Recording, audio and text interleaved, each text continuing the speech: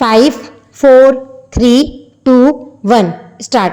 विज्ञापन से मध्यस्थों की संख्या कम हो जाती है, अतः उपभोक्ता को कम मूल्य पर वस्तु मिलने लगती है, जिससे समाज का रहन सहन ऊंचा होता है। स्वस्थ प्रतिस्पर्धा समाज के लिए लाभकारी होती है, सभ्यता का विकास होता है तथा ज्ञान में वृद्धि होती है। समाचार पत्रों आदि की आय बढ़ती है। विज्ञापन से उद्योग पनपते हैं, जिससे देश के आर्थिक विकास को प्रोत्साहन मिलता है।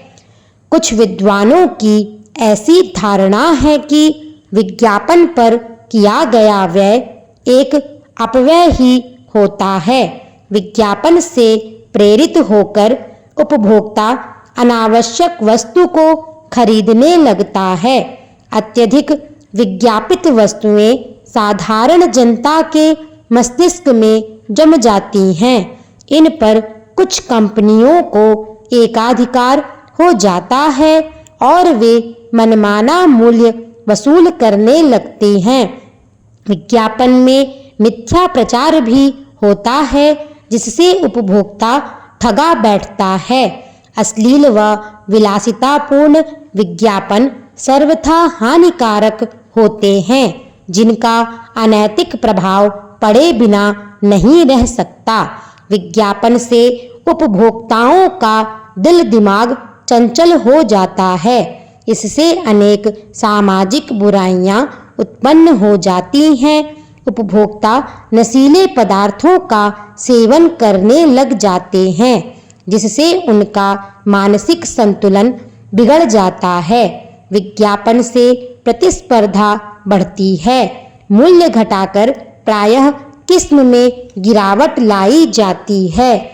विज्ञापन से प्राकृतिक सौंदर्य का विनाश होता है। गली, बाजार व दीवारें गंदी हो जाती हैं। विज्ञापन लागत बढ़ाता है, अतः वस्तु के मूल्य उपभोक्ता को अधिक चुकाने पड़ते हैं।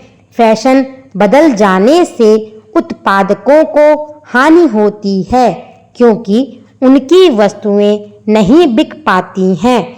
कभी-कभी उपभोक्ता को निर्णय करने में कठिनाई होती है, क्योंकि वह विज्ञापन से दिग्भ्रमित हो जाता है। विज्ञापन से राष्ट्रीय संसाधनों का अपव्यय होता है, क्योंकि नई फैशन की ही वस्तुएं खरीदी जाती हैं, पुरानी बेकार पड़ी रहती हैं। किंतु यह धारणा सही नहीं है। वर्तमान प्रगतिशील युग में विज्ञापन एक अनिवार्यता है। विज्ञापन के बिना व्यावसायिक सफलता सदैव संदिग्ध रहती है। मिथ्या विज्ञापन से ग्राहक बार-बार प्रभावित नहीं होते हैं। विज्ञापन के माध्यम से ही नई वस्तुओं की सूचना जनसामान्य को मिलती है तथा उनकी उपयुक्तता की जानकारी होती है। विज्ञापन से मांग बढ़ती है, जिससे उद्योग अपनी पूरी क्षमता का उपयोग कर सकते हैं।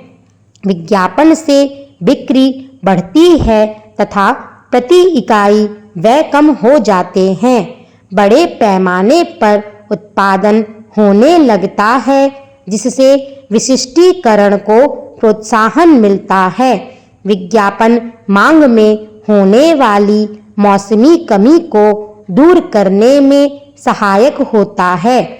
कच्चे माल व निर्मित माल में गतिशीलता बनी रहती है। विज्ञापन से समाज सभ्य बनता है और वस्तुओं के नए उपयोगों की जानकारी मिलती है। इस प्रकार विज्ञापन को अपव्यय कहना वर्तमान युग में न्याय संगत प्रतीत नहीं होता है। आज के युग में यह भी कहा जा सकता है कि उपभोक्ता को उपभोग की वस्तुओं के संबंध में आवश्यक जानकारी रखना अब उसके अपने हित में है। इस दृष्टि से विज्ञापन के गुण दोषों का विवेचन करने पर विज्ञापन की आवश्यकता अवश्य परिलक्षित होती है।